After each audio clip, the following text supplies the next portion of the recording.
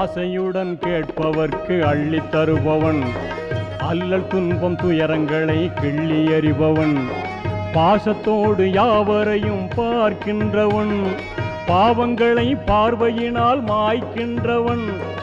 அல்லல் படும் மாந்தர்களே அயராதீர்கள், அல்லாவின் பேரருளை நம்பி நில்லுங்கள், அவனிடத்தில் குறையனைத்தும் சொல்லி காட்டுங்கள், அன்பு நோக்கு தருகவென்று அழுது கேளுங்கள், இறைவனிடம் கையேந்துங்கள், அவன் இல்லை என்று சொல்லுவதில்லை.